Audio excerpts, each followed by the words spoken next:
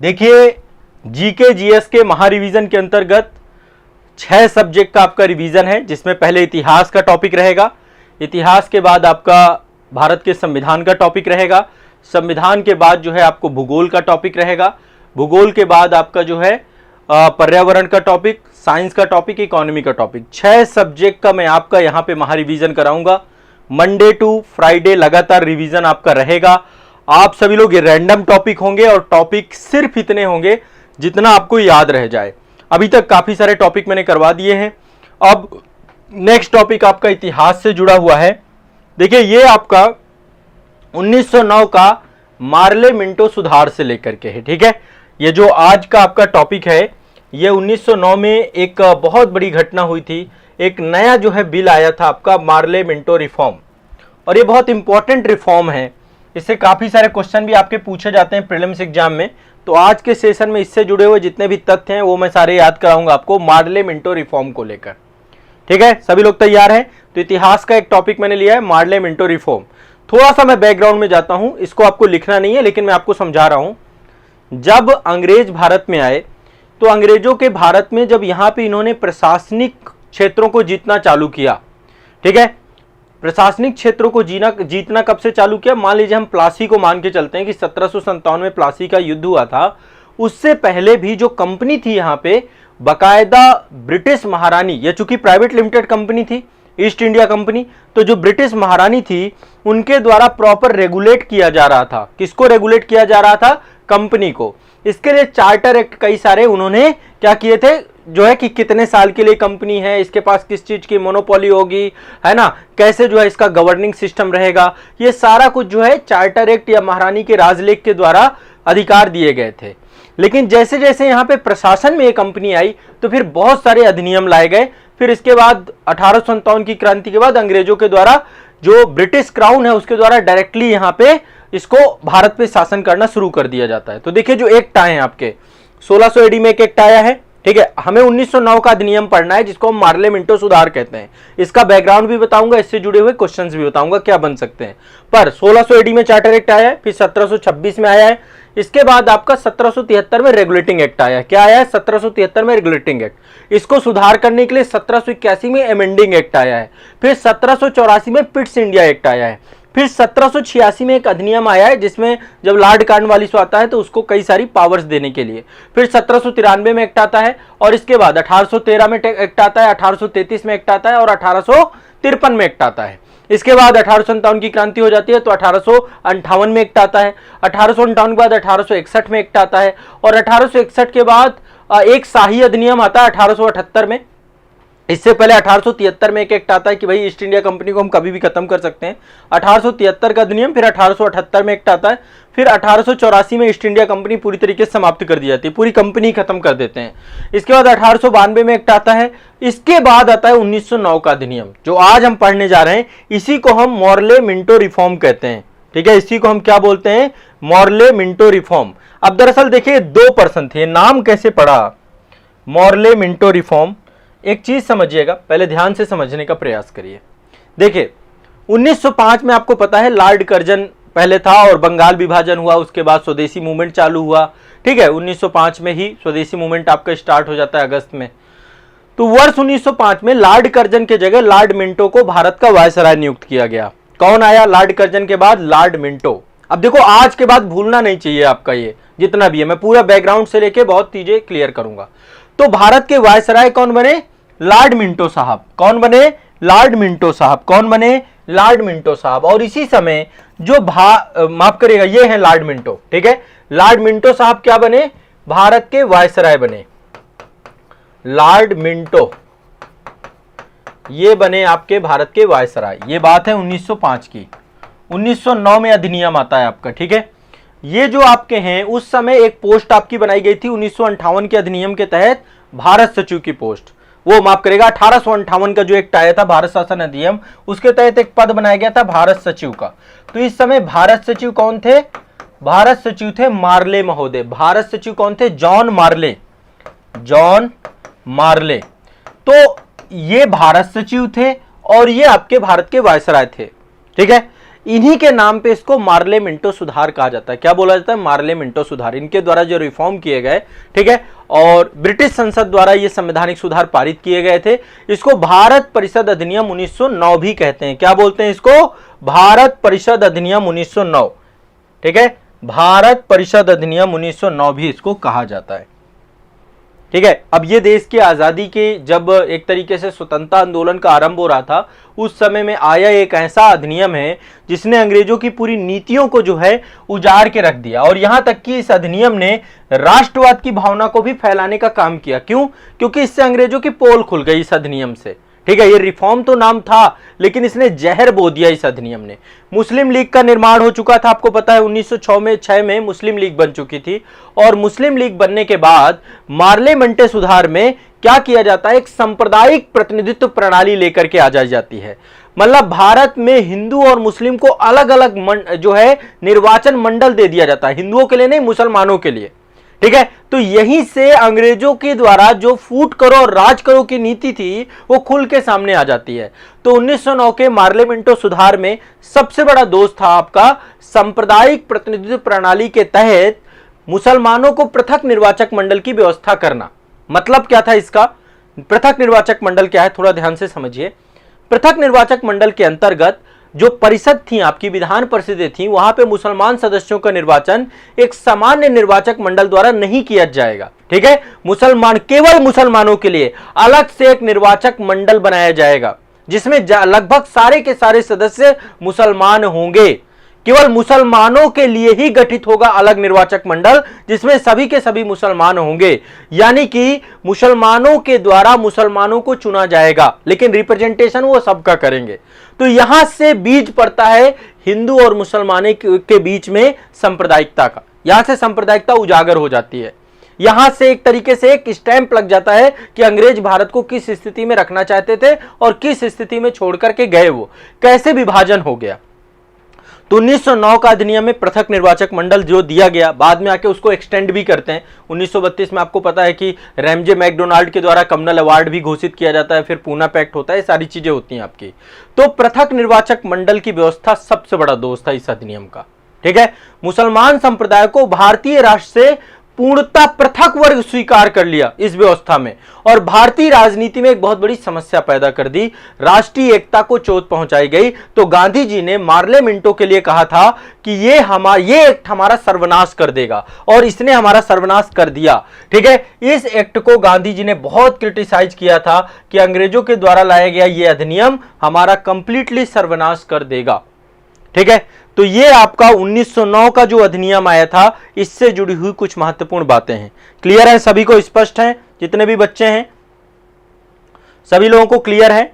हाँ, देखिए आप लोग, बहुत सारे लोग एनसीईआरटी को लेकर के डाउट कर रहे हैं कि सर एनसीईआरटी, देखिए मैं चाहता हूं कि आप लोग प्रतिदिन 1 घंटे का समय निकालिए। 1 घंटे का मैं आपको चैलेंज दे रहा हूं। 24 घंटे में कोई भी समय आप तय कर सकते हैं, जिस समय आप लोग फ्री रहते हो, ठीक है। और आप लोग एनसीईआरटी 1 घंटे पढ़ेंगे केवल। कोई भी एनसीईआरटी कौन सी पढ़ेंगे? जो मैं आपको बताऊंगा, ठीक है।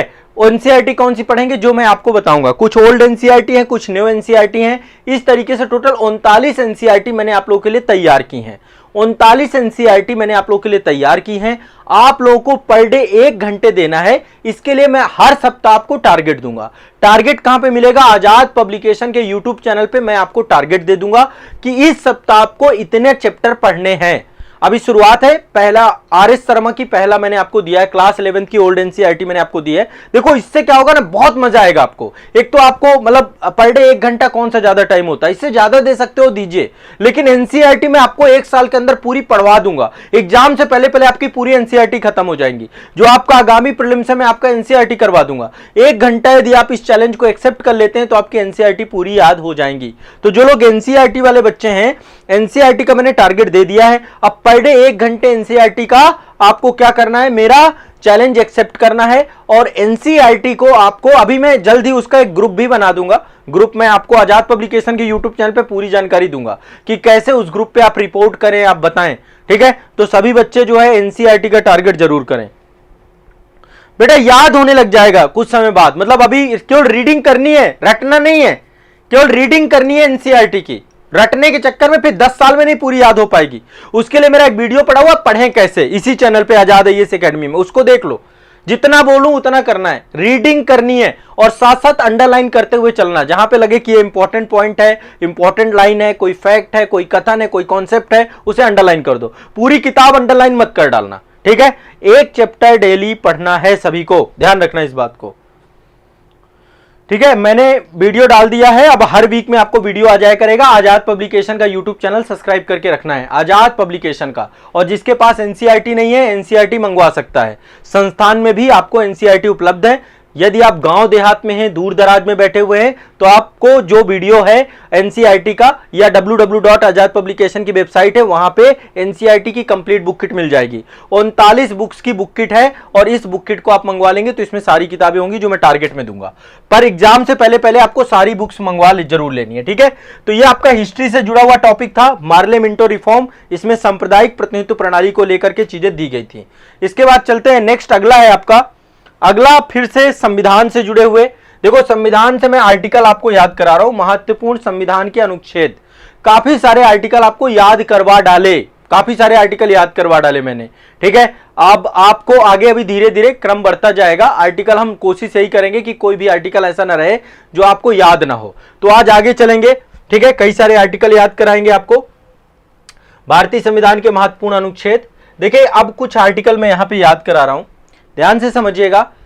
3 आर्टिकल आप यहां पे पहले याद करिए। एक है आर्टिकल 338, याद कर लीजिए। इससे पहले मैंने आपको आर्टिकल 330, 331, 332, 333 इतना मैंने आपको याद कराया था, ठीक है। अब आर्टिकल 338, आर्टिकल 338 ए, हो सकता है आप में से बहुत सारे लोगों को पता हो, लेकिन फिर भी जिनको नहीं पता वो याद कर लेंगे, ठीक है। आर्टिकल 338, 338 ए, 338 बी। पहला 338 क्या है? राष्ट्रीय अनुसूचित जाति आयोग। देखो आमतौर पे क्या होता है ना, बच्चों को कंफ्यूजन बहुत होता है। अनुसूचित जाति आयोग, राष्ट्रीय अनुसूचित जाति आयोग, पहला तो यह है आपका, ठीक है। दूसरा क्या है? 338 क्या है? राष्ट्रीय अनुसूचित जनजाति आयोग, एसटी के लिए है आपका, राष्ट्रीय अनुसूचित जनजाति आयोग, राष्ट्रीय अनुसूचित जनजाति आयोग, ठीक है। और ये अभी नया जुड़ा है, संविधान 102वां संविधान संशोधन के तहत जोड़ा गया है। ये पिछड़े वर्ग के लिए, ओबीसी के लिए है आपका, पिछड़े वर्ग के लिए राष्ट्रीय आयोग, या कह सकते हैं राष्ट्रीय पिछड़ा वर्ग आयोग, ठीक है। राष्ट्रीय आयोग, इसको हम बोलेंगे राष्ट्रीय पिछड़ा वर्ग आयोग, ठीक है। ये ओबीसी के लिए है, ठीक है। 102वें संविधान संशोधन के तहत इसको जोड़ा गया। इसके लिए एक संविधान संशोधन किया गया संविधान में और इसको जोड़ दिया गया 102, ठीक है। ये अमेंडमेंट था। राष्ट्रीय अनुसूचित जाति आयोग एससी के लिए है आपका, और राष्ट्रीय अनुसूचित जनजाति आयोग एसटी कैटेगरी के लिए है। 3 आर्टिकल तो आपको ये याद कर लेने हैं, ठीक है। आगे चलते हैं नेक्स्ट। एक आर्टिकल है आपका अनुच्छेद 343। आर्टिकल 343 संघ की राजभाषा से जुड़ा हुआ है। किससे जुड़ा हुआ है? संघ की राजभाषा, ऑफिशियल लैंग्वेज। एक चीज आपको बता देता हूं, हमारे देश की कोई भी राष्ट्रभाषा नहीं है, हमारे देश की राजभाषा है, ऑफिशियल लैंग्वेज है। क्या है हमारी राजभाषा? हिंदी, ठीक है। हमारी राजभाषा क्या है? हिंदी। और लिपि क्या है? देवनागरी। राजभाषा ऑफिशियल यानी कामकाज की भाषा देवनागरी, ये आपको ध्यान रखना है। सभी लोगों को क्लियर है? हाँ ठीक है। वेद प्रकाश जी, क्या नहीं दिख रहा? मेरी आवाज तो सुनाई दे रही है ना सभी को? अभिषेक बाल जी, जितना टारगेट दूं उतना टारगेट कंप्लीट करना है एनसीईआरटी का, ठीक है ना। एनसीईआरटी का जितना टारगेट दे रहा हूं बस उतना कंप्लीट करना है ना। यदि आप उसको रिवाइज, अंडरलाइन जो चीजें करें उसको रिवीजन भी करते जाएं साथ साथ। अब बस आजाद पब्लिकेशन वाले चैनल पे रहें। जो लोग सेल्फ स्टडी कर रहे हैं, और सबको पढ़ना है, जो लोग कोई कोचिंग ज्वाइन किए हुए हैं वो भी, और सेल्फ स्टडी वाले, उनके लिए पूरा डेडिकेटेड चैनल है आपका, ठीक है ना। उनके लिए आजाद पब्लिकेशन का चैनल। तो 343 आपका हो गया।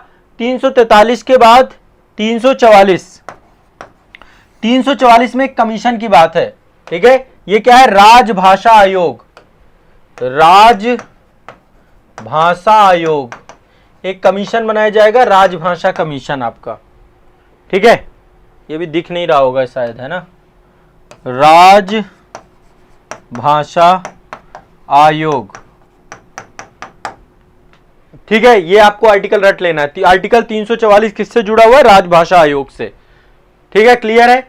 दो आर्टिकल और याद करा रहा हूं, आर्टिकल 350A और आर्टिकल 350B, ये भी याद कर लो साथ में। आर्टिकल 350A और आर्टिकल 350B। आर्टिकल 350 ये कहता है कि प्राथमिक स्तर पर मातृभाषा में शिक्षा की सुविधा होगी। प्राथमिक स्तर पर मातृभाषा में शिक्षा की सुविधा होगी,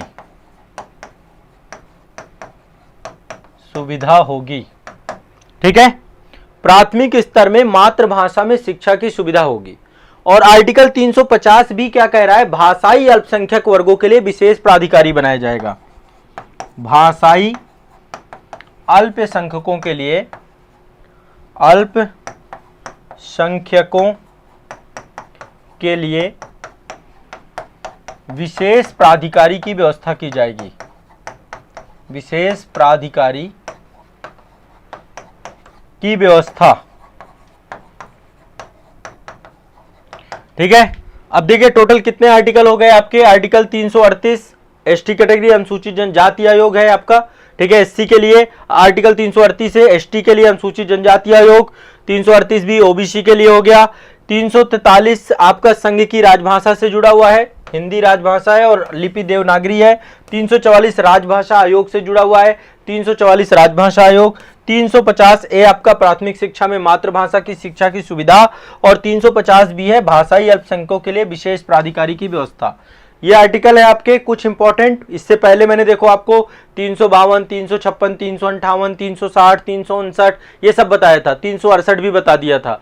इसके पहले भी आने आपको 330, 331, 332, 333 ये सब बता दिए हैं, ठीक है। अब धीरे धीरे आपको आर्टिकल जो इंपॉर्टेंट है वो सारे याद कराएंगे। यहाँ पे सारे आर्टिकल याद होंगे तो ये आपका पॉलिटी का सेगमेंट हो गया। सभी को क्लियर है? मजा आ रहा है? ठीक है, याद करते रहना है। हाँ, करें। आर्टिकल 350A का मतलब क्या हो गया? देखिए भाषाई अल्पसंख्यक, बहुत सारी भाषाएं भारत में ऐसी हैं जिनको लेकर बहुत बड़ा वर्ग उनको बोलता नहीं है, ठीक है। तो उनके संरक्षण के लिए, उन भाषाओं के लिए विशेष प्राधिकारी की नियुक्ति की जाएगी ताकि उन भाषाओं को संरक्षित किया जा सके, उनके जो है उनका प्रचार प्रसार इन सब को लेकर के विशेष संरक्षण दिया जा सके। आपका आर्टिकल 29 और 30 है ना, आपका जो एक तरीके से जो अल्पसंख्यक वर्ग है उसके विशेष प्रावधान किए गए हैं। तो भाषाओं को जो है, जो भाषाई अल्पसंख्यक हैं उनके लिए विशेष प्रावधान, उनके लिए विशेष प्राधिकारी की व्यवस्था का जो है प्रोविजन किया गया है। अब चले आते हैं ज्योग्राफी में। ज्योग्राफी में धात्विक खनिजे पढ़ रहे हैं हम लोग। कहां पढ़ रहे हैं? धात्विक खनिजे। ज्योग्राफी में आ जाइए सभी लोग। अभिषेक जी कह रहे हैं सर मैं मेरठ से हूं, मुझे ऑफलाइन कोचिंग करनी चाहिए। देखिए ऑफलाइन की कोई ज़रूरत नहीं है, मैं सीधा सीधा आप लोग को बताता हूँ। आप लोग घर बैठे बहुत अच्छे से तैयारी कर सकते हैं। आप लोगों को जितनी शानदार तैयारी घर बैठे हो सकती है ना, आपको कुछ नहीं करना, सिंपल सा संस्थान के कंप्लीट फाउंडेशन बैच से जुड़ जाना है। उसमें आपको पूरी क्लासेस मिल जाएंगी, टेस्ट सीरीज मिल जाएगी, और साथ में मेरा सुबह 5:30 बजे का लाइव सेशन होता है, ठीक है। उस लाइव सेशन को ज्वाइन कर लेना है सुबह 5:30 बजे मंडे टू फ्राइडे, और शाम को ये महा रिवीजन सेशन है, ये भी लाइव सेशन है, और 9 बजे आपका आंसर राइटिंग है। 3 आपके सेशन मेरे लाइव हैं और 1 सेशन मेरा, और बाकी आपको पेड बैच ले लेना है। इसके अलावा आपको किसी चीज की जरूरत नहीं है। जो मैं आपको एनसीईआरटी का टारगेट दूं वो टारगेट पूरा करिए ताकि आपकी वो हो जाए। बाहर जाएंगे कहीं भी भटकेंगे कोई फायदा नहीं होगा। आप चुपचाप घर बैठे पूरी कंप्लीट तैयारी कर सकते हैं, ठीक है। मेरे ऊपर भरोसा रखिए, मैंने बहुत डिटेल से, बहुत समग्रता से बैच में एक सब्जेक्ट के 100 लेक्चर हैं आपके, मतलब आपको बेसिक टू एडवांस समझ में आएगा। तो आपको कहीं जाने की जरूरत नहीं है, इत्मीनान से करिए। टेस्ट सीरीज भी आपको मिलेंगी, आंसर राइटिंग वाले सेशन में आंसर राइटिंग भी कराऊंगा, सब कुछ सिखा दूंगा, ठीक है। बस अब आपके ऊपर है, आप पूरी तरीके से चुपचाप तैयारी करें। तो चलिए अब आते हैं ज्योग्राफी में। इंडियन ज्योग्राफी में हम धात्विक खनिजें पढ़ रहे थे, इससे पहले मैं चांदी के बारे में पढ़ा चुका था, लोहे के बारे में भी आपको पढ़ा चुका था। अब बात आती है तांबे को लेकर के, कॉपर को लेकर के, ठीक है। कॉपर को लेकर जितने भी इंपॉर्टेंट फैक्ट हैं वो सारे के सारे मैं आपको बताऊंगा। देखिए कॉपर जो आपका पाया जाता है ना, ये धारवाड़ क्रम की चट्टानों में पाया जाता है। कहां पाया जाता है? धारवाड़ क्रम की शिलाओं में, ठीक है। तो ये आप देख पा रहे हैं ना, ये कॉपर की खान है ना, खान है। तो इसके कई सारे जो है आपके अयस्क होते हैं, जैसे चाल्कोपाइराइट, ठीक है, चाल्कोपाइराइट, इसका एक अयस्क होता है चाल्कोपाइराइट। ये क्वेश्चन कई बार पूछा जाता है, इसका अयस्क है पाइराइट, चाल्कोपाइराइट। ये क्या है? आपका तांबे का अयस्क है चाल्कोपाइराइट, ठीक है। चाल्कोपाइराइट क्या है? तांबे का अयस्क है चाल्कोपाइराइट, याद रखिएगा इस चीज को, ठीक है। और सल्फाइड के रूप में भी पाया जाता है तांबा, सल्फाइड और चाल्कोपाइराइट के रूप में, सल्फाइड के रूप में भी पाया जाता है, चाल्कोपाइराइट, सल्फाइड, ठीक है, के रूप में धारवाड़ क्रम की चट्टानों में पाया जाता है आपका, ठीक है। ये ध्यान रखिएगा, कई सारी शैलों में पाया जाता है। अब इसका उत्पादन हमारे सबसे ज्यादा होता है राजस्थान में, ठीक है। सबसे ज्यादा तांबा पाया जाता है राजस्थान में। खेतड़ी के बारे में आप सभी जानते हैं, खेतड़ी में सबसे ज्यादा पाते हैं। यदि हम 3 जिलों की बात करें तो सबसे ज्यादा तांबे देखिए कहां कहां होता है, सबसे ज्यादा होता है, पहले मैं आपको एक बार फैक्ट लिख देता हूं, सबसे ज्यादा तांबा होता है राजस्थान में। कहां होता है? राजस्थान में, ठीक है। इंडियन मिनरल बुक के हिसाब से तांबा 53.81% आपका कहां पाया जाता है? राजस्थान में। यहां पे खेतड़ी में खाने हैं आपकी, कौन सी जगह? खेतड़ी, ठीक है। झुंझुनू में भी बहुत सारे, खेतड़ी, झुंझुनू, ठीक है, तांबा यहां पे खूब पाया जाता है, ठीक है। इसके बाद दूसरे नंबर पे आपका है मध्य प्रदेश। मध्य प्रदेश आपका दूसरे नंबर पे आता है, ठीक है। रुके एक बार माफ करें, नंबर 1 पे राजस्थान है, नंबर 2 पे झारखंड है, ठीक है। ये दो चीजें हैं, एक तो आपका भंडार है, पहले भंडार के दृष्टिकोण से देख लेते हैं। भंडार की दृष्टिकोण से भंडार में दूसरे नंबर पे है झारखंड और तीसरे नंबर पे है आपका मध्य प्रदेश। यहां पे तांबे को ये भंडार के दृष्टिकोण से नंबर 1 पे राजस्थान, फिर दूसरे नंबर पे झारखंड और तीसरे नंबर पे मध्य प्रदेश, ठीक है। ये आपको ध्यान रखना है। उत्पादन की दृष्टिकोण से देखें कि उत्पादन कौन करता है, उत्पादन में नंबर 1 पे मध्य प्रदेश है। मध्य प्रदेश में बालाघाट क्षेत्र है ना, यहां पे पाया जाता है तांबा, मध्य प्रदेश। मध्य प्रदेश में बालाघाट की खाने हैं, कहां पे है? बालाघाट, वहां पे मलकाज खंड एक जगह है, मलकाज खंड में तांबा खूब सारा पाया जाता है। तो उत्पादन देखो, भंडारण सबसे ज्यादा राजस्थान में है, पर उत्पादन मध्य प्रदेश कर रहा है, ठीक है। नंबर 1 पे मध्य प्रदेश है, दूसरे नंबर पे राजस्थान है, दूसरे नंबर पे राजस्थान है, ठीक है। और तीसरे नंबर पे आपका क्या है? झारखंड, झारखंड। इतना रट लेना है। देखो इससे क्वेश्चन पूछे जाते हैं आपके, इससे क्वेश्चन पूछे जाते हैं। हमारे देश में एक भारत सरकार की सार्वजनिक उपक्रम की कंपनी है जिसका नाम है HCL, Hindustan copper limited, Hindustan copper limited. ये आपका जो है तांबा उत्पादन का काम करती है, भारत सरकार की ये आपकी सार्वजनिक क्षेत्र का उपक्रम है, ठीक है। हिंदुस्तान कॉपर लिमिटेड, इसके द्वारा किया जाता है। क्लियर है, स्पष्ट है सभी को, ठीक है। तो तांबा जो है टोटल 53.81% कहां पाया जाता है? राजस्थान में। यहां पे मध्य प्रदेश में आप लोग लिख लीजिएगा मलकाज खंड, बालाघाट क्षेत्र में मलकाज खंड में तांबा पाया जाता है, तांबा पाया जाता है। क्लियर है, स्पष्ट है। अब यदि हम जिलों की बात करें कि किन जिलों में सबसे ज्यादा पाया जाता है, तो सबसे ज्यादा जिलों में झुंझुनू है आपका, झुंझुनू राजस्थान में पड़ता है। दूसरे नंबर पे आपका पड़ता है बालाघाट जिला। यदि हम जिलों की बात करते हैं, बालाघाट, मान लीजिए क्वेश्चन कुछ ही तरीके से भी पूछ लेता है, आपको आना चाहिए। और झारखंड में है सिंहभूमि जिला, सिंहभूमि जिला, सिंहभूमि। क्लियर है, स्पष्ट है सभी को? क्लियर है। ये तांबा से जुड़े हुए क्वेश्चन आपके इससे ज्यादा नहीं आएंगे। गोविंद कुमार जी, जल्द ही मैं इंटरव्यू के लिए भी सेशन लाऊंगा, परेशान मत होइए। इंटरव्यू की तैयारी कैसे करना है, किन किन चीज़ों का ध्यान देना है, इसके लिए मैं जल्द ही पूरी तैयारी करके आपको लाता हूं, टेंशन मत लीजिए, ठीक है। आगे चलते हैं नेक्स्ट। ये आपका हो गया, ठीक है, नंबर 1, इससे जुड़ी हुई चीजें, जितने भी इंपॉर्टेंट चीजें हैं सारी हो गई आपकी। अब आगे चलते हैं, अगला टॉपिक है आपका इन्वायरमेंट का, पर्यावरण का। नेक्स्ट आपका टॉपिक है इन्वायरमेंट से जुड़ा हुआ, पर्यावरण से जुड़ा हुआ। पर्यावरण में आज के सेशन में मैं आपको बताऊंगा जैव विविधता के बारे में। जैव विविधता,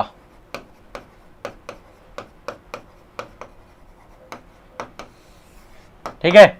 और साथ ही हम लोग ये भी जानने पड़ेंगे कि जैव विविधता को लेकर के हॉट स्पॉट क्षेत्र होते हैं। जैव विविधता हॉट स्पॉट, ये क्या होता है जैव विविधता हॉट स्पॉट? देखिए, ऐसे कई सारे स्थान होते हैं जहां पर जातियों की पर्याप्तता होती है, स्थानीय जातियों की अधिकता होती है, चाहे वो जीवों की हो चाहे वो पादपों की हो। बहुत सारे स्थान ऐसे होते हैं जहां पर स्थानीय पादपों की या स्थानीय जीवों की अधिकता पाई जाती है, ठीक है।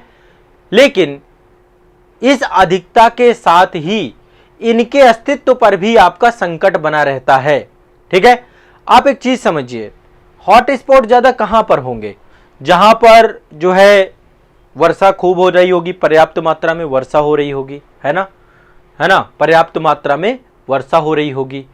उष्णकटिबंधीय क्षेत्र में तापमान होगा, वर्षा होगी, अनुकूल दशाएं होंगी जहां पर जातियां और जीव वृक्ष सारे बन सकते हैं, रह सकते हैं। भारत की बात करें तो भारत में 4 जैव विविधता हॉट स्पॉट है। हर जगह जैव विविधता एक जैसी नहीं पाई जाती है, हर जगह जैव विविधता एक जैसी नहीं पाई जाती, बल्कि कुछ क्षेत्रों में जैव विविधता ज्यादा पाई जाती है, कुछ क्षेत्रों में जैव विविधता कम पाई जाती है, ठीक है। तो हॉट स्पॉट का जो शब्द है, इसका सबसे पहले प्रयोग किया था एक वैज्ञानिक थे जिनका नाम था नॉर्मन मायर्स। नॉर्मन मायर्स, इनके द्वारा सबसे पहले हॉट स्पॉट शब्द का प्रयोग किया गया था 1988 में, जहां पे जैव विविधता बहुलता में पाई जाए, ठीक है, साथ ही साथ उसके अस्तित्व में संकट भी हो, यह खतरा भी मंडरा रहा हो कि वो संकट में भी है। तो ऐसे क्षेत्रों को जैव विविधता हॉट स्पॉट क्षेत्र के तौर पे देखा जाता है, ठीक है। जरूरी नहीं है कि केवल उष्णकटिबंधीय क्षेत्रों में ही पाए जाएं, ये उच्च अक्षांशीय क्षेत्रों में भी हॉट स्पॉट पाए जा सकते हैं। भारत में टोटल 4 हॉट स्पॉट स्थल हैं। देखिए, विश्व में अलग अलग इसका जो है डिवीजन है, विश्व का मैं अलग से कभी पढ़ाऊंगा। आज आपको मैं भारत के 4 हॉट स्पॉट स्थलों के बारे में बताऊंगा। देखिए, ये आप इंडिया का मानचित्र है, आप देख पा रहे होंगे, ये इंडिया का मानचित्र है। यहां पे 4 स्थल हैं। पहला है आपका ये वाला क्षेत्र आप देख रहे हैं, इसको एक मिनट, हाँ, देखिए, एक तो है आपका पश्चिमी घाट, ये वाला क्षेत्र देख रहे हैं आप पूरा का पूरा, ये पश्चिमी घाट, ये जैव विविधता हॉट स्पॉट स्थल है। यहां पे आपको पता है कि बंगाल की खाड़ी, वो अरब सागर की शाखा जब आती है यहां पे खूब वर्षा कराती है, ठीक है। और ये आपका पश्चिमी घाट है, ये क्या है आपका पश्चिमी घाट है, क्या है आपका पश्चिमी घाट, इसको सह्याद्री भी कहते हैं। क्या बोलते हैं? सह्याद्री भी बोलते हैं, ठीक है। पश्चिमी घाट यहां पे खूब आपका पाया जाता है, ठीक है, खूब जैव विविधता यहां पे पाई जाती है। दूसरा जैव विविधता क्षेत्र है आपका भारत म्यांमार सीमा वाला क्षेत्र, ये इसको हम बोलते हैं सुंडालैंड, ठीक है। इसको क्या बोलते हैं? सुंडालैंड। कहां क्या बोलते हैं इसको? सुंडालैंड। सुंडालैंड, इसके लिए एक टर्म्स यूज किया गया है सुंडालैंड। क्या पाया गया है? सुंडालैंड, ठीक है। और इसी से जुड़ा हुआ है अंडमान निकोबार द्वीप समूह, ये पूरा आपका इसी को कंप्लीट इसी को सुंडालैंड कहा जाता है। ये भी आपका जैव विविधता हॉट स्पॉट है। एक तो पश्चिमी घाट हो गया, दूसरा आपका ये हो गया, ठीक है। इसके अलावा और कौन कौन से आपके हैं? इसके बाद है आपका पूर्वी हिमालय क्षेत्र। पूर्वी हिमालय क्षेत्र, और ये पूरा का पूरा, ये पूरा जितना भी रीजन है पूर्वी हिमालय, ठीक है। टोटल 4 हैं पूर्वी हिमालय क्षेत्र, ये भी आपका हॉट स्पॉट स्थल है। इसमें कुछ हिस्सा इसका पश्चिमी हिमालय का भी आता है। पश्चिमी हिमालय में देखिए बहुत बड़ी बड़ी चोटियां हैं, तो यहाँ पे हिम रेखा में ढकी हुई हैं, बट ज्यादातर आपका पूर्वी हिमालय क्षेत्र है जिसमें आपका नॉर्थ ईस्ट रीजन आता है। ये क्षेत्र भी आपका जैव विविधता क्षेत्र है, यहां पर भी जैव विविधता पाई जाती है बड़े स्तर पे। तो पश्चिमी घाट हो गया आपका, सुंडालैंड वाला क्षेत्र हो गया, ठीक है। और ये आपका, ठीक है, और टोटल 4 है भारत के, 4 जैव विविधता हॉट स्पॉट क्षेत्र है। पूर्वी हिमालय क्षेत्र, पश्चिमी घाट क्षेत्र, भारत म्यांमार सीमा और सुंडालैंड। भारत म्यांमार सीमा और सुंडालैंड, टोटल 4 है। मैं चारों के नाम लिख रहा हूं, एक बार सारे के सारे लिख लीजिएगा। पहला है पश्चिमी घाट, पश्चिमी घाट। दूसरा है आपका सुंडालैंड, अंडमान निकोबार द्वीप समूह इसी में सम्मिलित हुई है, सुंडालैंड। इसमें आपका क्या? अंडमान निकोबार द्वीप समूह, अंडमान निकोबार द्वीप समूह, इसमें जैव विविधता हॉटस्पॉट क्षेत्र है आपका। ठीक है, इससे क्वेश्चन पूछता है, आप ध्यान रखिएगा, समूह। इसके बाद तीसरा है आपका भारत म्यांमार सीमा, भारत म्यांमार सीमा जैव विविधता हॉटस्पॉट क्षेत्र है ये आपका। ठीक है, और चौथा जो आपका है वो क्या है, पूर्वी हिमालय क्षेत्र, पूर्वी हिमालय क्षेत्र। यहां पर जैव विविधता हॉटस्पॉट क्षेत्र पाए जाते हैं। भारत में टोटल 4 ही हैं, ध्यान रखिएगा, भारत में टोटल 4 ही है। थोड़ा सा इसमें आपको मैंने बताया कि थोड़ा सा इसमें पश्चिमी हिमालय का हिस्सा भी है, ईस्टर्न हिमालय, लेकिन ज्यादातर हिस्सा इसी में है। ठीक है, क्लियर है, स्पष्ट है, क्लियर है सभी को, कोई दिक्कत तो नहीं है। इन्हीं को हम हॉट स्पॉट को ही प्रखर स्थल भी बोलते हैं। क्या बोलते हैं, प्रखर स्थल। क्या बोलते हैं, प्रखर स्थल भी बोलते हैं हॉट स्पॉट को, प्रखर स्थल। हिंदी में इनको प्रखर स्थल भी बोला जाता है हॉट स्पॉट को। ठीक है, सभी लोग एक बार लिखते जाना। देखिए गोविंद कुमार जी या जो भी बच्चे हैं, मेरे workshop session Sunday to Sunday होंगे, मैं उसकी पूर्व सूचना दे दूंगा आपको। संडे टू संडे में आपके वर्कशॉप सेशन ऑर्गेनाइज करूंगा। अगला वर्कशॉप सेशन आपका 70वीं बीपीएससी एग्जाम को लेकर के है, इसी संडे को है। जो बीपीएससी वाले बच्चे हैं 11 बजे आजाद आईएएस एकेडमी के चैनल पे उपस्थित रहिएगा। 70वीं बीपीएससी एग्जाम की तैयारी कैसे करें, इसको लेकर एक डिटेल वर्कशॉप सेशन हमारा होगा। ठीक है, और इसका वीडियो आपका आजाद जो है इसी आजाद आईएएस एकेडमी पे लाइव रहेगा। तो आप लोग जो है आप टेंशन ना लें, बाकी आप लोग यहाँ पे सारी जानकारी मैं दूंगा। इसको लेकर के आपको मैं मैसेज भेज दूंगा ग्रुप्स में, टेलीग्राम में, और संडे के दिन 11 बजे रहेगा। संडे को मेरी कोशिश ये रहेगी कि आप लोग के एग्जाम को लेकर मैं वर्कशॉप सेशन भी ऑर्गेनाइज करता रहूं, जिससे आप लोगों को कोई दिक्कत ना हो। ठीक है, आजाद आईएएस एकेडमी में प्रॉपर एक प्लेलिस्ट भी बना दूंगा, जिसमें जितने वर्कशॉप सेशन होंगे उसमें तैयारी की संपूर्ण रणनीति आप लोगों के लिए मैं बताऊंगा, पूरी A to Z, कोई दिक्कत नहीं है। तो 70वीं बीपीएससी वाले बच्चे जितने भी रहें उस सेशन में जरूर जुड़ जाएं। ठीक है, क्लियर है। और इसके बाद फिर आईएएस के लिए, यूपीपीसीएस के लिए, आरएएस के लिए, इन सब की तैयारी को लेकर अलग अलग से वर्कशॉप सेशन रखेंगे, जिसमें सिलेबस भी डिस्कस करेंगे, बुक्स वगैरह भी बताएंगे, तैयारी के लिए क्या करना है इसको लेकर के भी बताएंगे। कोई दिक्कत वाली बात है नहीं। ठीक है, तो बायोडायवर्सिटी हॉटस्पॉट क्षेत्र आपको क्लियर हो गए, कोई दिक्कत नहीं है। 4 आपके हैं टोटल, और इन चारों को याद रखिएगा। अब रही बात विश्व में क्या है, क्या स्थिति है, वो मैं आपको अलग से कभी पढ़ाऊंगा, सिर्फ भारत में आपको इतना ही याद रखना है। चलिए अब आगे चलते हैं विज्ञान को लेकर के। देखिए आपके 4 हैं, एक तो हिमालयी रीजन, खासकर हिमालयी रीजन में आपका ये जो है टोटल पूर्वी हिमालय ज्यादातर है, पश्चिमी हिमालय का भी कुछ हिस्सा है आपका। हिमालय रीजन हो गया। दूसरा आपका जो है यहाँ पे ये वाला रीजन है इंडो म्यांमार बॉर्डर। फिर ये आपका सुंडालैंड का क्षेत्र है। सुंडालैंड वाले क्षेत्र में इंडोनेशिया भी सम्मिलित है आपका। ठीक है, इंडोनेशिया भी सम्मिलित है, और साथ में मलेशिया, ये पूरे जितने भी हैं सब इसी में सम्मिलित हैं आपके। पश्चिमी घाट वाला क्षेत्र भी सम्मिलित है आपका। टोटल 4 हैं आपके। ठीक है, बाकी इनके बारे में जानकारी मैं आगे भी दूंगा आपको नेक्स्ट सेशन में। अब चलिए आ जाते हैं विज्ञान में, जीव विज्ञान में आ जाते हैं। हाँ, जीव विज्ञान पे आते हैं हम, बायो की क्लास पे आ जाते हैं। देखो बायो में मैं आपको पढ़ा रहा हूं बहुत सारी शब्दावलियां। ठीक है, शब्दावलियां कह सकते हैं, जीव विज्ञान की ब्रांचेस पढ़ा रहा हूं, काफी सारी मैंने आपको बता दी हैं। आज जो है आपको कुछ और मुझे बतानी है, तो आप लोग ध्यान से आराम से कुछ सुनते रहिएगा। जितनी भी हो लिखते भी जाना, साथ साथ में आप लोग लिखते जाएंगे तो आपको याद भी हो जाएंगी। पिछले सेशन में मैंने आपको काफी सारी बताई थी, आज के सेशन में उसके आगे बताएंगे।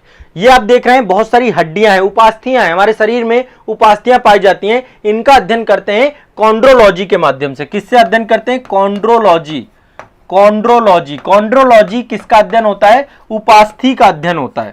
उपास्थि का अध्ययन हम किससे करते हैं? कॉन्ड्रोलॉजी के माध्यम से। उपास्थियों का अध्ययन किससे करते हैं? कॉन्ड्रोलॉजी। जो हमारी हड्डियां हैं उनके एक एक हिस्सों का अध्ययन जो है कॉन्ड्रोलॉजी के माध्यम से किया जाता है। तो एक तो ये हो गया। ये देखिए मानव कंकाल है आपका, ठीक है, मानव कंकाल आपका, इसी पे हमारा पूरा शरीर जो है क्या है, इसी के ऊपर है ना। जब एक तरीके से हमारे शरीर का ये हिस्सा है, ठीक है, जिस पे हमारा पूरा शरीर टिका हुआ है, तो इसका भी अध्ययन करते हैं और इसको बोलते हैं अरिस्टियोलॉजी। क्या बोलते हैं? अस्थियों का अध्ययन। अस्थियों का अध्ययन करते हैं अरिस्टियोलॉजी के माध्यम से। अरिस्टियोलॉजी, अरिस्टियोलॉजी के माध्यम से हम अध्ययन करते हैं किसका? अस्थियों का अध्ययन करते हैं। ठीक है, अस्थियों का अध्ययन किससे करते हैं? अरिस्टियोलॉजी के माध्यम से। इसके बाद नेक्स्ट चलते हैं, ये आप देख पा रहे हैं अरिस्टियोलॉजी में हम अस्थियों का अध्ययन करते हैं। याद करते रहना ये, क्योंकि फैक्चुअल है, साइंस में क्वेश्चन यदि आते हैं तो आपको पता होने चाहिए। मैं हर एक चीज लेकर के चल रहा हूं, हर चीज का रिवीजन करा रहा हूं।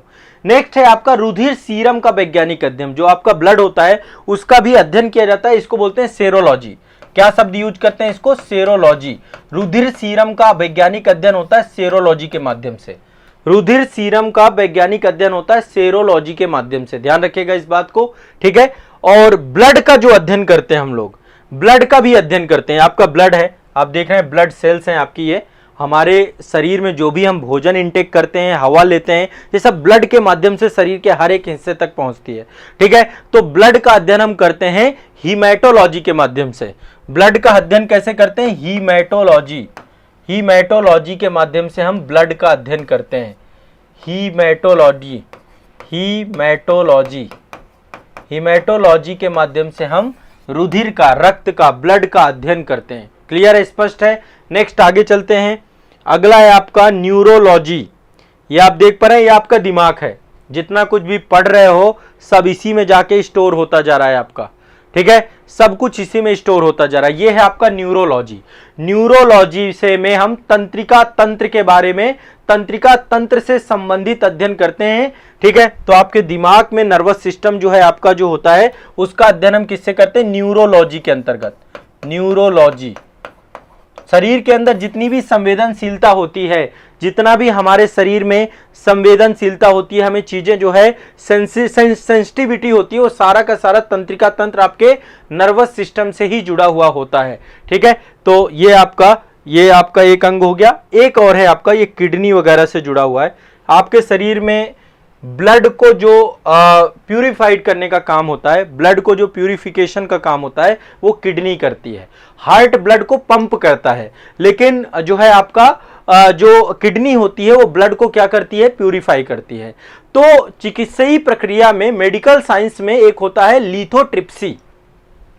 लिथोट्रिप्सी, लिथोट्रिप्सी, लिथोट्रिप्सी के माध्यम से क्या होता है? लिथोट्रिप्सी एक ऐसी चिकित्सीय प्रक्रिया है जिसमें कई सारी रेस के माध्यम से हम गुर्दों का, किडनी का, पित्ताशय का, मूत्राशय का, और जो यहाँ पे थैलियां बहुत सारी पाई जाती हैं। आपको पता है हमारे शरीर में पथरी पाई जाती है, स्टोन पाई जाती है, गुर्दे में भी पथरी पाई जाती है, हमारे जो है कई बार जो है आपके पित्ताशय में जो है पथरी पाई जाती है। तो लिथोट्रिप्सी के माध्यम से हम क्या करते हैं? हम उन पथरियों को तोड़ देते हैं और तोड़ करके उसको निकाल लिया जाता है, मतलब वो फिर आपका मूत्राशय के माध्यम से वो निकल जाती है पूरी की पूरी। तो जो आपकी किडनी होती है, गुर्दे में जो पथरी पाई जाती है, स्टोन पाई जाती हैं, उन स्टोन को तोड़ने का काम होता है। उन स्टोनों को क्या करते हैं हम? आज के टाइम पे एक जो है नई तकनीक आ चुकी है जिसको लेजर ऑपरेशन कहते हैं हम लोग। लेजर के माध्यम से ऑपरेशन किया जाता है और इसको तोड़ करके कई बार डॉक्टर बाहर भी निकाल लेता है, मतलब उसको उतना चीरा लगा के वो सारी बाहर निकाल ली जाती हैं, ठीक है। तो पथरियों का इलाज का एक तरीके से तरीका है लिथोट्रिप्सी, ये भी ध्यान रखिएगा, ठीक है। तो साइंस को लेकर के ये आपकी इंपॉर्टेंस बात थी। अब आगे चलते हैं, नेक्स्ट अब आते हैं इकोनॉमी में। सभी लोग समझ रहे हैं? देखिए अभी लोग कमेंट सेक्शन पे मैं ध्यान नहीं दे रहा हूं, कमेंट सेक्शन में क्लास हो जाने के बाद फिर लास्ट में ध्यान दूंगा। अब अगला सेगमेंट है आपका इकोनॉमी का। देखो इकोनॉमी में मैंने आपको इससे पहले सेशन में योजना आयोग के बारे में बताया था, प्लानिंग कमीशन। अब योजना आयोग मैंने क्यों बताया आपको? क्योंकि योजना आयोग के द्वारा पंचवर्षीय योजनाओं को चलाया गया था। क्या चलाया गया था? पंचवर्षीय योजनाएं, ठीक है। अभी तक टोटल 12 पंचवर्षीय योजनाएं हो चुकी हैं। योजना आयोग का अब परिवर्तन हो चुका है, योजना आयोग अब आपका चेंज होकर के बन चुका है नीति आयोग। तो मैं आपको अभी नीति आयोग भी पढ़ाऊंगा इस क्लास में, ठीक है। इसके बाद इकोनॉमी के कोर टॉपिक भी मैं आपको कॉन्सेप्ट वाइज कॉन्सेप्ट यहाँ पे क्लियर करता रहूंगा। लेकिन अभी नीति आयोग में पहुंचने से पहले एक संस्था और आपकी थी जिसका नाम था राष्ट्रीय विकास परिषद, एनडीसी। अब ये भी नहीं रही, जैसे योजना आयोग आपका खत्म हो गया वैसे आपका एनडीसी भी नहीं रहा।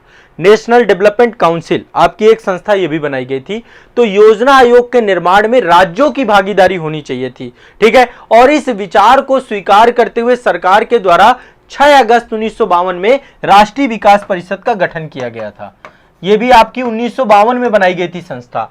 आपकी योजना आयोग मार्च 1950 में बनाई गई थी। उसके बाद राज्यों की कैसे, ये आपका एक तरीके से सहकारी संघवाद को बढ़ावा देने वाली संस्था थी राष्ट्रीय विकास परिषद। ये एक एग्जीक्यूटिव बॉडी थी, योजना आयोग के अंदर ही एक एग्जीक्यूटिव बॉडी का काम करती थी। ना तो ये संवैधानिक निकाय था, ना तो ये संविधिक निकाय था, ये गैर वैधानिक निकाय था, यानी कि मंत्रिमंडल के प्रस्ताव के द्वारा इसको लाया गया था। और यही वो संस्था थी जो पंचवर्षीय योजनाओं का अनुमोदन करती थी। अब देखो आगे मैं आपको 12 की 12 पंचवर्षीय योजनाएं आने वाले सेशंस में पढ़ाऊंगा, तो आपको यह पता होना चाहिए कि राष्ट्रीय विकास परिषद सबसे महत्वपूर्ण संस्था होती थी जो जब पंचवर्षीय योजनाएं आती थी उनका अनुमोदन करती थी। सभी राज्यों के मुख्यमंत्रियों का यहां पे रिप्रेजेंटेशन होता था। इसको हेड कौन करता था? इसके पदेन अध्यक्ष हुआ करते थे प्रधानमंत्री। अब आपको लग रहा होगा सर ये तो इंपॉर्टेंट नहीं है, अब तो ये रही नहीं संस्था, लेकिन देखिए जब हम कोई कोई क्रमिक तरीके से किसी चीज को समझते हैं ना, तो कोई भी चीज रह नहीं जानी चाहिए। इसलिए मैं चाहता हूं कि आपको सारी जानकारी होनी चाहिए। हो सकता है आप में से बहुत सारे लोग नेशनल एनडीसी के बारे में जानते ही ना हो कि ये भी क्या है। तो योजना आयोग के साथ ये संस्था आपकी बनी थी, प्रधानमंत्री इसके अध्यक्ष हुआ करते थे और भारतीय संघ के सभी मुख्यमंत्री, ठीक है, और योजना आयोग के सारे सदस्य एनडीसी में जुड़े होते थे और इसकी भी प्रॉपर आपकी बैठक हुआ करती थी। देखिए जैसे ये बैठक है, उस समय मनमोहन सिंह जी थे, है ना, ये जुलाई 2010 की बैठक है, इसकी प्रॉपर बैठक होती थी, सारे मुख्यमंत्री आते थे, सारे जो है इसमें प्रधानमंत्री बैठते थे, योजना आयोग के सदस्य बैठते थे। तो योजना निर्माण में राज्यों की भागीदारी हो इसलिए पूरा का पूरा बनाया गया था। इसमें भारत के प्रधानमंत्री पदेन अध्यक्ष होते थे, सभी राज्यों के मुख्यमंत्री होते थे, केंद्र शासित प्रदेशों के पूरे प्रशासक होते थे, सभी कैबिनेट मंत्री इसमें जुड़ते थे और योजना आयोग के सदस्य जुड़ते थे। यह इसका एक व्यापक जो है ढांचा था, ठीक है। उद्देश्य यही था कि देश में जो योजनाएं बने उनको जो है प्रभावी तरीके से कैसे कार्यान्वित कराया जाए और सभी का इसमें जुड़ा होना चाहिए, ठीक है। तो ये राष्ट्रीय योजना बनाने में महत्वपूर्ण दिशा निर्देश तैयार करता था, ठीक है। योजना आयोग द्वारा जो भी कार्य किए जाते थे उनका मूल्यांकन करता था, उन पर विचार करता था। तो आपकी एक संस्था थी राष्ट्रीय विकास परिषद और ये परिषद आप खत्म हो चुकी है। अब ये नीति आयोग में देखो, योजना आयोग अब ये ट्रांसफॉर्म हो चुका है नीति आयोग में, ठीक है। अब नीति आयोग में आगे आपको पढ़ाऊंगा सारा का सारा, उससे भी क्वेश्चन कई सारे पूछते हैं। और जो एनडीसी थी, एनडीसी आपकी भी योजना आयोग के अंदर ही चली गई है, ठीक है। और ये आप कोऑपरेटिव सहकारी संघवाद पे ही आपका ये काम कर रहा है। इसका अल्टीमेट जो है पूरा का पूरा गोल ही सहकारी संघवाद है, ठीक है। तो ये भी आपको ध्यान रखना है। अब नेक्स्ट सेशन में मैं आपको इकोनॉमी के अंतर्गत नीति आयोग पढ़ाऊंगा, क्योंकि देखो मैंने योजना आयोग आपको बता दिया, पिछले सेशन में बताया था योजना आयोग, राष्ट्रीय विकास परिषद बता दी और अब नीति आयोग भी आपका हो गया, ठीक है। तो इस तरीके से ये आपके इकोनॉमी से जुड़ा हुआ। अब इकोनॉमी के कॉन्सेप्ट भी पढ़ेंगे, जैसे लाइक आप में से बहुत सारे लोग कह रहे थे सर बैंकिंग बता दीजिए, सर मुद्रास्फीति के बारे में बता दीजिए, सर राष्ट्रीय आय का आकलन कैसे करते हैं ये बता दीजिए। तो मैं सब बताऊंगा, आप टेंशन मत लीजिए, हर एक चीज पढ़ेंगे। धीरे धीरे हर टॉपिक का नंबर आएगा और आने वाले समय में हर टॉपिक आपका यहाँ पे कवर हो जाएगा। तो एनडीसी आपका हो गया, ठीक है। इसके बाद मैंने आपको साइंस में, ये तो आपको मैंने बताया था लिथोट्रिप्सी, जिसके माध्यम से हम लोग जो है कोई भी स्टोन होती है, पथरी होती है, उसको तोड़ के निकाल लेते हैं। इसके बाद जो है आपका न्यूरोलॉजी के बारे में मैंने बताया, ठीक है, न्यूरोलॉजी हो गया। न्यूरोलॉजी के अलावा जो है आपका हीमेटोलॉजी के बारे में बताया, ब्लड का अध्ययन करते हैं इसमें। सेरोलॉजी के बारे में ब्लड सीरम का अध्ययन करते हैं, ठीक है। और ये आपका जो है अरिस्टियोलॉजी है, जिसके तहत हम मानव कंकाल का अध्ययन, जो अस्थियां होती हैं उनका अध्ययन करते हैं। और ये कॉन्ड्रोलॉजी है, जिसमें उपास्थियों का अध्ययन करते हैं। हॉट स्पॉट क्षेत्र मैंने आपको 4 बताए हैं। एक तो सुंडालैंड है, देखो सुंडालैंड जो है ना, इसमें पूरा इंडोनेशिया, मलेशिया, पूरा का पूरा आपका जो है ये अंडमान निकोबार द्वीप समूह, ये सब आते हैं आपके। और इंडो म्यांमार वाला जो आपका क्षेत्र है, इसमें आपका पूरा वियतनाम, थाईलैंड, भारत का जो ये पूरा बॉर्डर वाला क्षेत्र है, ये सब इसमें आते हैं, ठीक है। और ये आपका हिमालय वाला क्षेत्र है, हिमालय भी आपका जो हॉट स्पॉट एरिया है। और ये पश्चिमी घाट वाला क्षेत्र है। टोटल 4 हॉट स्पॉट भारत में पाए जाते हैं बायोडाइवर्सिटी के। बायोडाइवर्सिटी का मतलब यही है कि जैव विविधता में, प्रकृति में जितने भी आपके जो पादप हैं, जीव जगत हैं, उनकी विविधता कितनी है, उनकी बहुलता कितनी है, और उसको लेकर के ये 4 हॉट स्पॉट एरिया पाए जाते हैं। हमने तांबे के बारे में पढ़ा, भंडारण की दृष्टि से राजस्थान नंबर 1, उत्पादन के दृष्टि से मध्य प्रदेश नंबर 1, ठीक है। यहाँ पे खेतड़ी की खाने हैं आपकी, मध्य प्रदेश में मलकाज खंड और बालाघाट का आपका क्षेत्र है, ठीक है। फिर आपका भंडारण में राजस्थान, झारखंड, मध्य प्रदेश, उत्पादन में मध्य प्रदेश, राजस्थान, झारखंड, ये आपने पढ़ लिया। इसके बाद ये मैंने आपको बताया था चाल्कोपाइराइट, इसका अयस्क है आपका, ठीक है, तांबे का। ये हमने आर्टिकल पढ़े 338, अनुसूचित जाति आयोग, अनुसूचित जनजाति आयोग 338 है, 338 भी ओबीसी के लिए आयोग। 343 राजभाषा, संघ की राजभाषा, ये याद करिएगा 343 संघ की राजभाषा क्या है? हिंदी, ऑफिशियल लैंग्वेज है, राष्ट्रभाषा नहीं है, ऑफिशियल लैंग्वेज, ठीक है। 344 राजभाषा आयोग है आपका। 350 है प्राथमिक स्तर पर मातृभाषा किसमें होगी? मातृभाषा में शिक्षा दी जाएगी प्राइमरी लेवल पे, ठीक है। और 350 भी भाषाई अल्पसंख्यकों के लिए जो है विशेष प्राधिकार की व्यवस्था, प्राधिकारी की व्यवस्था, ये हमारा डिस्कशन हुआ था। और इसके बाद मैंने आपको भारत परिषद अधिनियम 1909 जिसमें मार्ले मिंटो सुधार के बारे में पढ़ाया। तो ये आज के महारिवीजन के अंतर्गत 6 सब्जेक्ट, 6 टॉपिक आपको मैंने कवर करा दिए। बताइए पढ़ के समझ में आ रहा है? चीजें क्लियर हो रही हैं सभी को? थॉट्स क्लियर हो रहे हैं? कोई दिक्कत तो नहीं है? ठीक है, ये तरीका और ये पद्धति बिल्कुल सही है। अब जितना पढ़ाता जाऊं इसको रिवाइज करते जाओ। सर्टेन एक टाइम ऐसा आएगा कि आप लोग कहोगे कि सर हमारा सब कुछ कवर हो रहा है, हमें वो टॉपिक पढ़ने को मिल रहे हैं जो एग्जाम के लिए इंपॉर्टेंट है। मैं आपको पूरा कंप्लीट कराऊंगा, मोस्ट इंपॉर्टेंट जितने भी होंगे आपके सेगमेंट। रिवीजन हमारा रेगुलर चलता रहेगा, ठीक है। तो इसको आप लोगों को प्रॉपर आपको करना है। मैं आपके लिए सुबह 5:30 बजे करंट अफेयर्स का सेशन लेता हूं। करंट अफेयर्स में जुड़िए ज्यादा संख्या में, ठीक है, ताकि करंट की दुविधा खत्म हो जाए। यहां पे जीके जीएस करेंगे और 9 बजे आपका आंसर राइटिंग का सेशन होगा, ठीक है। अब देखिए, आप में से बहुत सारे बच्चों ने कहा था कि सर आधुनिक भारत का बैच कब आएगा? तो आधुनिक भारत का बैच कल लॉन्च हो जाएगा आपका, ठीक है। एक नया बैच आपका आ रहा है, लाइव बैच रहेगा, आधुनिक भारत का इतिहास। कल बैच लॉन्च हो जाएगा। कल इसका कंप्लीट मैं आपको जानकारी दे दूंगा। जो हमारा लिखना सीखा वाली क्लास रहेगी वहां पर मैं आपको बता दूंगा। कल हमारा बैच आ जाएगा, ठीक है। और कल आपको फिर बैच कब से शुरू होगा, कब तक एडमिशन्स होंगे, कब कितने बजे क्लास होगी, ठीक है, सारी जानकारी मैं आपको वहां पे दूंगा और बहुत अच्छे से हम बैच को करेंगे, कंप्लीट करेंगे। आज के लिए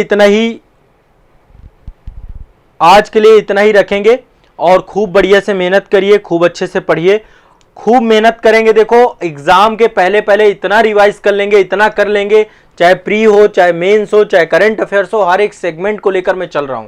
तो आप लोग भी इसमें सहयोग करिए और बड़ी संख्या में आप लोग रह करके इससे लाभान्वित होइए, ठीक है।